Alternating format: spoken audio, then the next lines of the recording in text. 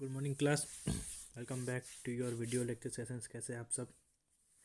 हम आज बात कर रहे हैं स्टैंडर्ड 8 का नया चैप्टर जिसका नाम है combustion and fuels, chapter number 7। तो स्टार्ट करते हैं चैप्टर। चैप्टर का नाम जो है वो कंबशन एंड फ्यूल्स, वो हमें एक जनरल आइडिया दे देता है कि हम इस चैप्टर्स में हम जो फ्यूल्स यूज़ करते हैं अलग अलग, उनके बारे में डिस्कस करेंगे। तो स्टार्ट करते हैं चैप्टर। तो वी ऑल नो कि हम लोग की अभी की जो लाइफ है, वो हमारी लाइफ जो है वो एनर्जी के ओरिएंटेड हो गई है। We are revolving around energy. हम लोग डिपेंडेंट हो गए एनर्जी पे, राइट? कैसे? तो कुछ भी हमें काम करना होता है दिन में तो we need energy to do it. खाने की बात नहीं कर रहा हूँ, बाहर का काम कर रहा हूँ, हमारी बॉडी से नहीं। जैसे कि आपको मोबाइल चार्ज करना है तो आप चार्जर लगाओगे तो इलेक्ट्रिसिटी के बेस पे लगाओगे, राइट? तो electricity is in form of energy.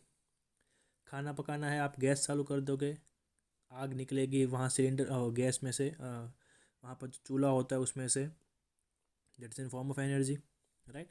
तो जो भी हमें काम करना होता है, हमें कहीं बाहर जाना है, गाड़ी में बैठे इंजन स्टार्ट किया, पेट्रोल होता है टैंक में, वो जलता है तब हमारी गाड़ी आगे बढ़ती है, that is also in form of energy. तो हमारी लाइफ जो है right now it's revolving around this kind of energies and we are wholly dependent on it, right, for everything. तो अब ये एनर्जी हमें ये कैसे मिलती है? How do we obtain energy? तो वन सिंपल थिंग, हम उसे जला देते हैं, right? We obtain energy mostly by burning substances. कैसे? हमें पहले आग चाहिए तो हम कोयला जलाते हैं, लकड़ा जलाते हैं, पेट्रोल जलाते हैं, डीजल जलाते हैं, केरोसिन जलाते हैं, एलपीजी हो गया, नेचुरल गैस हो गया। इन सब चीज़ों को हम क्या करते हैं? जलाते हैं। उसके बाद उसमें से जो एनर्जी निकलती है वो हम यूज़ करते हैं, राइट? तो ये सब चीज़ें क्या हो गई? ये हो गई फ्यूल, राइट? ये हमारे क्या हो गए? फ्यूल हो गए। पेट्रोल, डीजल, केरोसिन, लकड़ा, कोयला, नेचुरल गैस, एलपीजी, जो सिलेंडर जो होता है लाल कलर का घर पे, उसके अंदर भी गैस होता है, वो जब जलता है तभी उसमें से एनर्जी निकलती है, right? That is called fuel. अब वो एनर्जी क्या होती है? तो आपसे मैं एनर्जी एनर्जी कर रहा हूँ, but what does energy mean? तो एनर्जी मतलब कि हीट और लाइट। जब लकड़ा जलता है तो उसमें से दो चीज़ें निकलती है। एक, आपको आजू बाजू की चीज़ें दिखने लगेगी, मतलब कि लाइट निकल रही है। And the second thing it produce is heat, गर्मी, right? It will produce heat. तो जब कोई भी चीज़ जलाते हैं हम, and if this two things are produced, तो उस चीज़ को हम फ्यूल बोलेंगे।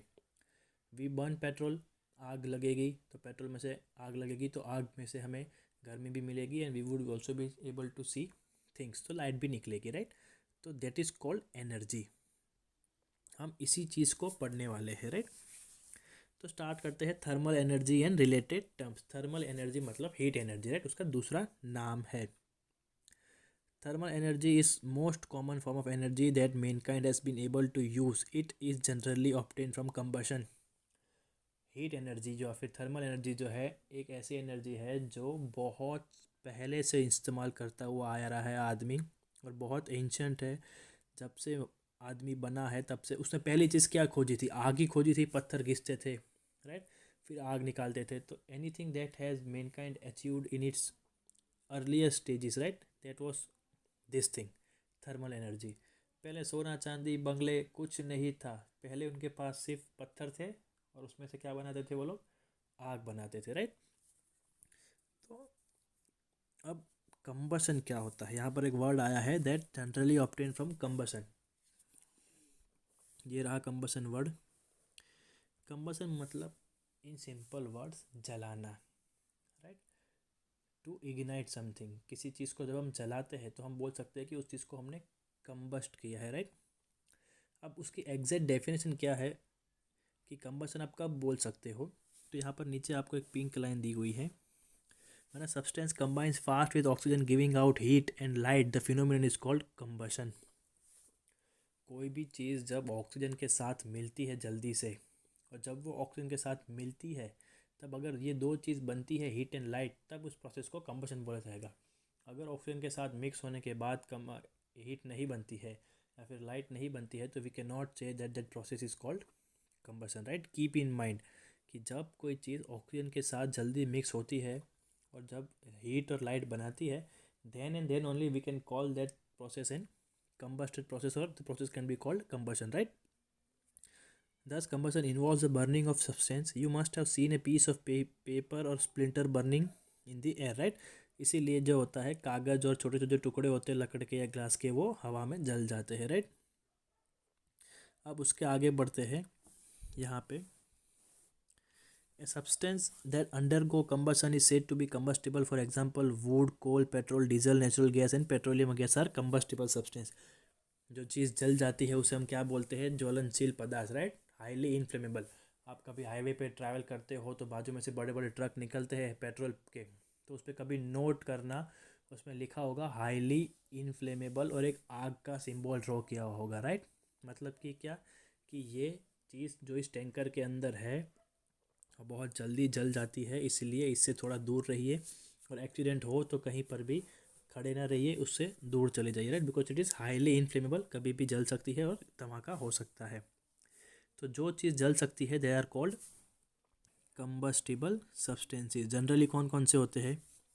जो हम एज एन फ्यूल यूज़ करते हैं, लकड़ा, कोयला, पेट्रोल, डीजल, केरोसिन, एलपीजी, ये सारे के सारे चीज़ें कैसी है? Combustible substance, right. A substance that is burnt with a view of obtaining heat and light is called fuel. अब जिस चीज़ को हम जला रहे हैं लाइट और हीट को अपनाने के लिए, या फिर लाइट और हीट को पाने के लिए, तो उस चीज़ को हम क्या बोलते हैं? फ्यूल बोलते हैं, राइट। हम लोग कोयला क्यों जलाते हैं? ताकि उससे हमें गर्मी मिलती है और लाइट मिलती है। लकड़ा क्यों जलाते हैं? उससे गर्मी मिलती है और लाइट मिलती है। पेट्रोल क्यों लगते हैं गाड़ी में? क्योंकि पेट्रोल जब जलता है तो इंजन गर्म होता है और टायर आगे बढ़ता है, राइट। और जब पेट्रोल जलता है तो लाइट भी प्रोड्यूस होती है। तो ये सारी चीज़ें जो जलने के बाद हीट और लाइट देती है they are called fuel, right, keep in mind. और ये सारे फ्यूल जो है ना, उसके अंदर एक चीज़ कॉमन है कि सब के सब कार्बन बेस्ड है। जो भी फ्यूल आप उठाओगे उसके अंदर कार्बन तो होगा ही, एक्सेप्ट हाइड्रोजन।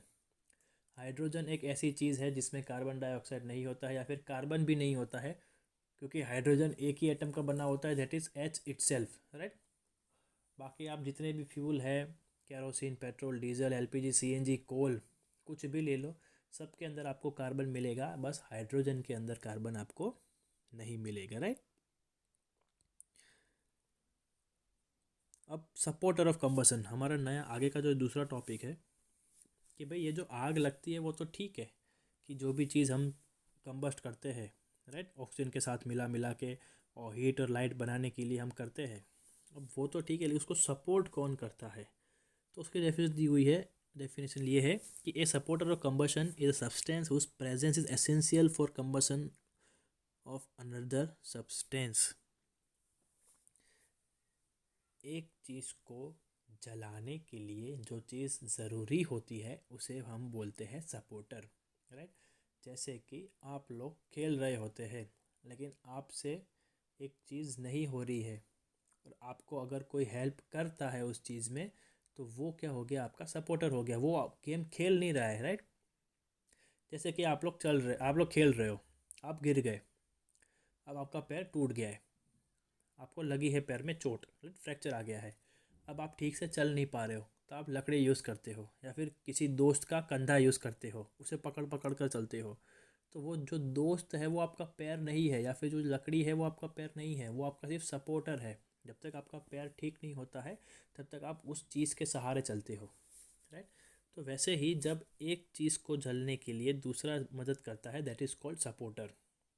और सबसे बड़ा सपोर्टर आग का है ऑक्सीजन। ऑक्सीजन आग लगाता नहीं है, लेकिन लगी हुई आग को बढ़ावा देता है। कैसे? आपने अभी न्यूज़ में सुना होगा लॉकडाउन में कि कैलिफोर्निया में जंगलों में आग लग गई थी, ऑस्ट्रेलिया में आग लग गई थी। अब ये जो आग लगती है जंगल में, वो इतनी तेज़ी से क्यों फैलती है?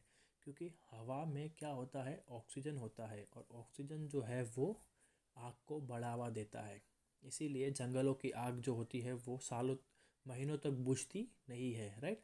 महीने लग जाते हैं उस आग को काबू में लाने के लिए, क्योंकि वो जलती रहती है, क्योंकि हवा में क्या है? ऑक्सीजन तो है ही, हम सांस ले रहे हैं, मतलब ऑक्सीजन तो बहुत सारा है। तो जब तक उस चीज़ को हम पानी ज़्यादा नहीं देंगे, ऑक्सीजन से ज़्यादा पानी हम नहीं पहुंचाएंगे उस आग तक, तब तक वो आग क्या रहेगी? जलती रहेगी, राइट। जैसे कि आपको यहाँ पर एक एग्जांपल दिया हुआ है कि ये एक मोमबत्ती जल रही है, अब इसके ऊपर कुछ है नहीं, मतलब ये ऐसे ही नॉर्मल स्टेज में है, तो उसको ऑक्सीजन मिल रहा है एटमॉस्फेयर में से। लेकिन अगर आप उसके ऊपर एक ग्लास की बीकर रख दो, मतलब कि वो पैक हो गया है, कहीं से भी हवा जा नहीं रही, तो देखो यहाँ पर वो बुझ गया है, यहाँ पर वो चल रहा था, here it has been wiped out, right, it was blown out. क्यों? क्योंकि उसका जो ऑक्सीजन का सप्लाई था वो बंद हो गया। मतलब अगर ऑक्सीजन नहीं मिलेगा तो क्या होगा, आग नहीं रहेगी, बुझ जाएगी। अब आप जब आप इस चीज़ को याद रखोगे तब तो आपको ज़्यादा पता चलेगा। हमारे स्कूल में या फिर आपके ऑफिस में, आपके पापा के घर, आपके पापा की दुकान पे, या फिर अगर आप बिल्डिंग में रह रहे हो, फ्लैट्स में रह रहे हो, या फिर अपने घर पर भी अगर आपने रखा है, तो देखना लाल कलर का सिलेंडर आता है आग बुझाने का, राइट। उसमें क्या होता है, उसमें कार्बन डाइऑक्साइड होता है, कार्बन गैस भरा होता है। अब जैसे ऑक्सीजन गैस जो है वो आग को जलने में बढ़ावा देता है, मदद करता है, it's suppose the act of burning. Carbon dioxide जो होता है वो उसका ऑपोजिट है, वो नॉन सपोर्टर है। तो जहाँ ऑक्सीजन होगा वहाँ पर आग पड़ेगी, तो उसका उल्टा क्या है, जहाँ कार्बन होगा वहाँ पर आग नहीं लगेगी, या फिर अगर कार्बन आपने डाल दिया तो वहीं पर बुझ जाएगी। उसका एग्जांपल ये रहा, राइट। इसमें इन लोगों ने क्या किया है, एक ये जो बॉटल दिख रही है उसके अंदर वॉशिंग सोडा है और विनेगर मिक्स किया हुआ है। तो जब वॉशिंग सोडा और विनेगर मिक्स करते हैं तो वो कार्बन डाइऑक्साइड गैस बनाते हैं। तो यहाँ पर जब ये मोमबत्ती जल रही है और उसके ऊपर, ये पेपर के ऊपर आप जब कार्बन डाइऑक्साइड वाला वेपर डालोगे तो ये ऑटोमेटिक बुझ जाएगी, क्योंकि उसमें क्या है, कार्बन हो गया, राइट। कार्बन बना तो आग जो थी वो बंद हो गई। आप जब मूवीज़ में देखते हो कि वो लाल कलर का हैंडल हो, बड़ा सा सिलेंडर होता है, उसका ऊपर का मुंह खोल के वो प्रेशर से वाइट कलर का निकालता है आग बुझाने के लिए, गैस जैसा, वो क्या होता है, that is carbon dioxide. Why? Because carbon dioxide is non supporter of combustion या फिर burning, it will not allow the fire to spread ahead, आग को आगे बढ़ने देगा नहीं, राइट। तो ये हम लोग पढ़ रहे थे सपोर्टर ऑफ कंबशन। अब हम बात करते हैं इग्निशन टेम्परेचर की। मैं आपको सिंपल वर्ड्स में बता दूं दैट इग्निशन टेम्परेचर मतलब कि वो टेम्परेचर जहाँ तक चीज़ को जलने में टाइम लगता है या फिर उतना गर्मी उस चीज़ को चाहिए। सिंपल एग्जांपल आपको देता हूँ, आपके घर में गैस होगा, राइट। एक बर्तन में आप दूध लीजिए, एक बर्तन में आप पानी लीजिए, तो जिस आप जैसे गैस चालू करोगे तुरंत जलना चालू नहीं होगा, राइट, टाइम लगेगा। वो टाइम का मतलब क्या हुआ कि भाई जब तक पानी का जो टेम्परेचर जिस पे वो जलता है वो अटेन नहीं हो जाता है तब तक वो चीज़ जलेगी नहीं, राइट। हम जब भी दूध गर्म करते हैं तो थोड़ा टाइम लगता है, फिर उबाल आता है। जैसे ही पतीला रखा और गैस चालू किया और उबाल नहीं आ जाता है, उसे टाइम लगता है, इट टेक्स 5 to 7 मिनट्स। मतलब क्या कि वो अभी भी जितनी गर्मी उसको चाहिए गर्म होने में वो उसको मिल नहीं रही है। तो that temperature is called ignition temperature. जैसे कि पानी गर्म होता है 100 डिग्री सेल्सियस पे, तो 100 डिग्री इट्स इग्निशन टेम्परेचर। जब तक टेम्परेचर 0 to 10 20 30 40 50 60 80 100 नहीं पहुंचता है तब तक पानी उबलना स्टार्ट नहीं होगा, पानी गर्म नहीं होगा। 100 पहुंचने के बाद ही पानी क्या होगा, इट विल स्टार्ट बॉइलिंग। और अगर 100 के ऊपर चला गया तो हमें पता है कि 100 के ऊपर जाता है तो पानी क्या बन जाता है, वाटर वेपर बन जाता है, राइट। कहने का मतलब क्या कि जब तक temperature it's not up to 100, right, it does not increase from 0 to 50 to 100, वो चीज़ गर्म होगी नहीं। और इसी टेम्परेचर को हम क्या बोलते हैं, इग्निशन टेम्परेचर कहा जाता है, राइट। यहाँ पर आपको एक पिंक कलर की लाइन डेफिनेशन में दी हुई है, वो है उसकी डेफिनेशन। क्या कहती है, the temperature to which a substance must be heated before combustion takes place is known as its ignition temperature. अब जब तक वो चीज़ जलेगी नहीं, उस टेम्परेचर तक पहुंचाने के लिए जो हमें गर्मी देनी पड़ती है, उस गर्मी को क्या बोला जाता है, इग्निशन टेम्परेचर, राइट। अब यहाँ पर आपको एक अच्छी सी एक्टिविटी दी है, मज़ेदार एक्टिविटी है। देखिए, आप सुनेंगे तो आपको विश्वास नहीं आएगा, बट ऐसा होता है। ये कप है पेपर का। अब हमें पता है पेपर जल जाता है, राइट। पेपर कप जो होता है वो जल जाता है, लेकिन पेपर कप के अंदर है पानी और उसको रखा है गैस पे जलने के लिए, तो भी ये पेपर कप जल नहीं रहा है। क्यों? तो पानी जो है वो उसकी गर्मी एब्जॉर्ब कर लेता है। जो पहले हम कोई भी चीज़ गर्म करें तो पहले क्या गर्म होगा, बर्तन गर्म होगा, फिर उसके अंदर की चीज़ गर्म होगी, राइट। बट यहाँ पर जब पेपर कप के ऊपर गर्मी मिलती है तो वो सारी गर्मी कौन सोख लेता है, पानी सोख लेता है। और पानी उसको वराड़ मतलब कि वाटर वेपर बना के, भाप बना के छोड़ देता है। इसका मतलब क्या हुआ कि वाटर कप को गर्मी मिल ही नहीं रही है, जितनी भी मिल रही है वो सारा कौन खींच ले रहा है, पानी खींच ले रहा है।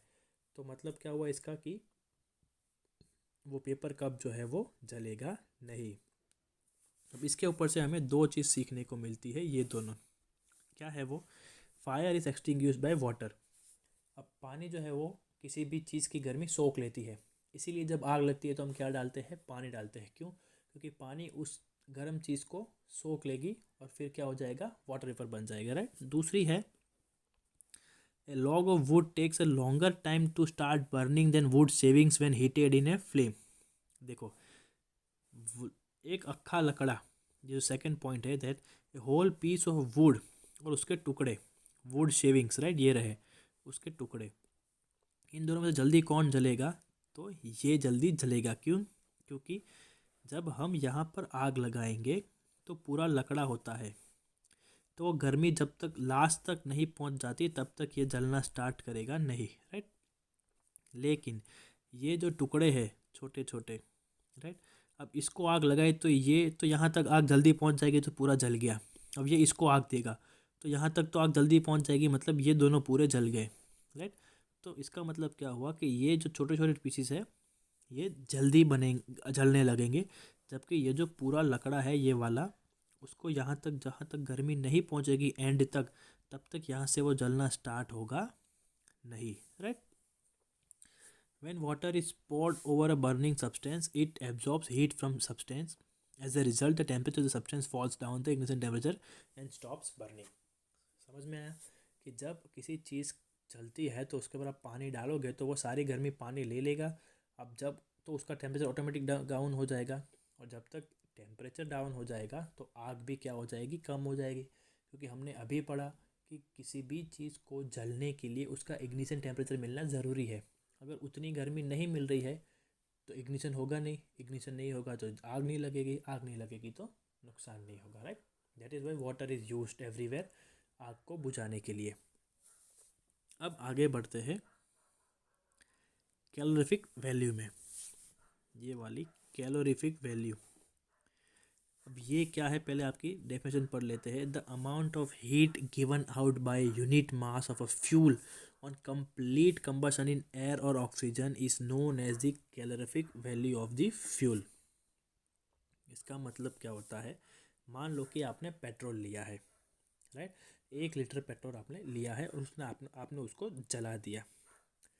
तो जब वो पूरा का पूरा 1 लीटर पेट्रोल जल जाएगा, उस 1 लीटर पेट्रोल को जितना टाइम लगा जलने में, उतने टाइम में कितनी गर्मी पैदा हुई, ये है उसका कैलोरीफिक वैल्यू, कि वो 1 लीटर कितनी गर्मी पैदा कर पाया, राइट।